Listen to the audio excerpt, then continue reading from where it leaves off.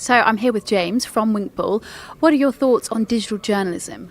Well, I think that digital journalism today is a very multi-channeled activity, obviously multi-platform. And the other thing that I think that's really interesting about digital journalism is the way in which it's becoming popularised by localisation. So people locally taking control, producing their own digital content and getting it out on their own channels. So that's what I think. I think it's becoming much more owned locally, much more owned by the local journalist, and the digitisation of the content means that they can have control over it. So that's where I'm seeing it go today. Yeah. Talk about localisation and engagement of a community. Do you feel that's a top way of engaging and building your own platform? Yes, so I always think that communities are important. And communities are important for two reasons. One, they allow people to identify with other people. And secondly, they have momentum.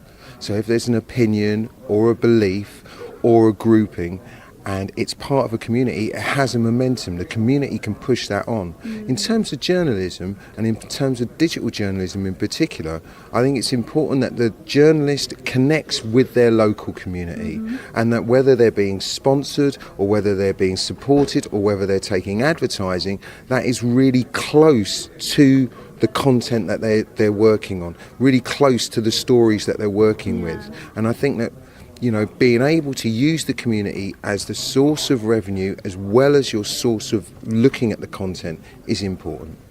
Yeah. And looking at various platforms, do you think live streaming is here to stay? I think live streaming is always definitely going to be here to stay. I think it's a very interesting platform, but the question is, how is it really deployed? What you don't really want is live streaming without rules.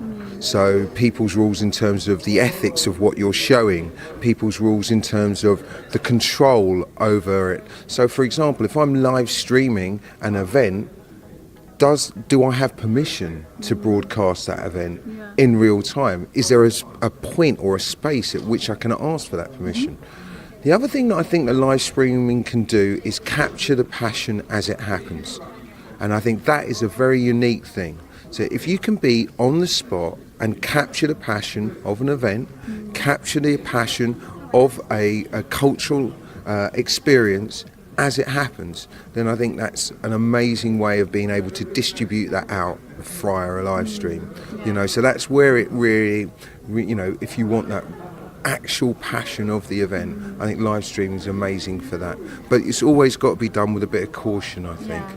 Is live streaming an avenue that you think WinkBall will pursue? Because I know in the past that it's been capturing like moments outside live gigs, so that does dwell into it. Yeah. Absolutely, without a doubt, WinkBall's going to be looking at using its network of reporters around the country to provide live streaming across the country, and this is a very interesting thing.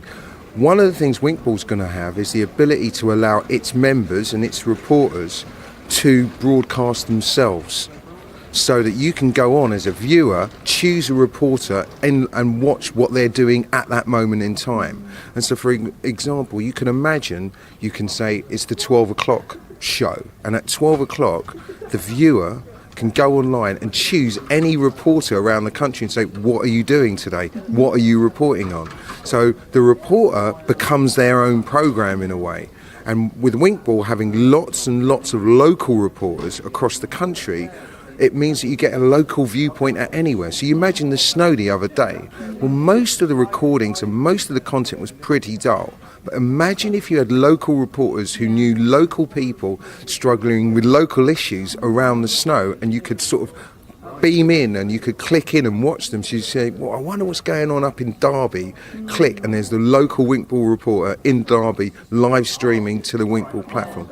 That's the kind of stuff we want. So we're really interested in the idea of, you know, I think it's really important to make the presenter, right, and the reporter really the driver of a lot of the content.